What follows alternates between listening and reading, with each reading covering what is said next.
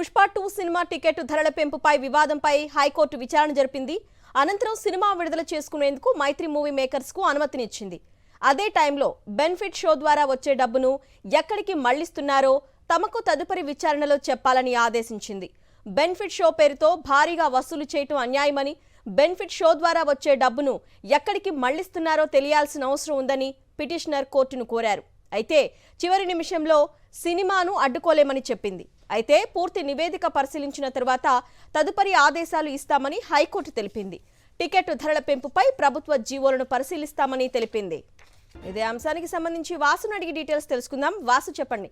ఏదైనా బడా hero cinema release అవుతుంది అంటే ఒక వారం రోజులు, 5 రోజులు ఇలా బెనిఫిట్ షో పేరుతో టికెట్ల రేట్లు పెంచడం మనం చూస్తూనే ఉన్నాము.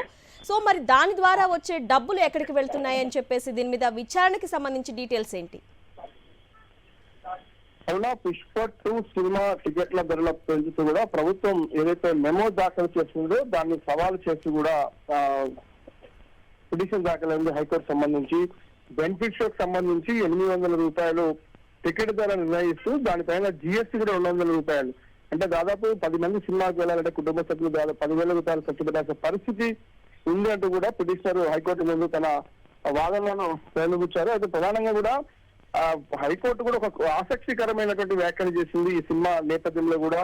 ఎందుకంటే న్యాయమూర్తి కూడా నేను కూడా ప్రతి సినిమాకు కాలేజీ వయసులో మొదటి సినిమా వలని ఆశపడుతూ ఉంటాను. పిటిషనర్ ఎందుకు ఈ పిటిషన్ వేశారు, పిటిషన్ వెంట ఉన్నటువంటి ఉద్దేశం ఏంటి అన్న కోరిన నేపథ్యంలో కూడా ప్రభుత్వం ఇచ్చేటువంటి యొక్క ఆదేశాల వల్ల ఎలాంటి ఆదాయం ప్రభుత్వానికి రాకపోగా మరోపక్క సామాన్యులకు దీంతో ఒరిగింది ఏమీ లేదంటూ కూడా పిటిషనర్ పేర్కొన్నాడు. మరోపక్క ఎవరైతే సినిమా హాళ్లకు, ఆసుపత్రులకు ప్రభుత్వాలు భూములు ఇస్తున్నాయో ఆ భూముల వల్ల ఎవరికి కూడా సామాన్యునికి న్యాయం జరిగినటువంటి ఆ పరిస్థితి లేదు. ప్రభుత్వానికి కూడా రావాల్సిన ఆదాయం సరిగా రావడం లేదన్న అంశాన్ని కూడా కోర్టు ముందు లేవనెత్తారు. అయితే ఇవన్నీ కూడా పరిశీలించిన న్యాయస్థానం ఇప్పటి వరకు ప్రభుత్వం జారీ చేసిన జీవోలను పరిశీలిస్తాము. మరోపక్క చిన్నపిల్లల విషయంలో తల్లిదండ్రులు చిన్నారులు 5-6 సంవత్సరాల పిల్లలు ఎత్తుకొని సినిమాకి వెళ్తారు. 10 గంటల రాత్రి షోలు, తర్వాత లేట్ నైట్ షోలతో కూడా చిన్నపిల్లలు నిద్రపోకుండా అనారోగ్యానికి గురవుతున్నటువంటి పరిస్థితులు కూడా దాపురిస్తున్నాయని హైకోర్టు వ్యాఖ్యానించింది.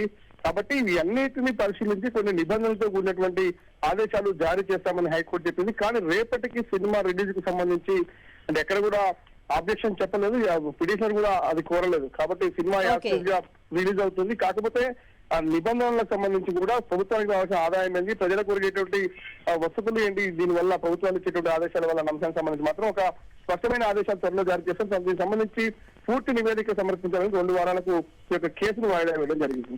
Okay Vasu, thank you.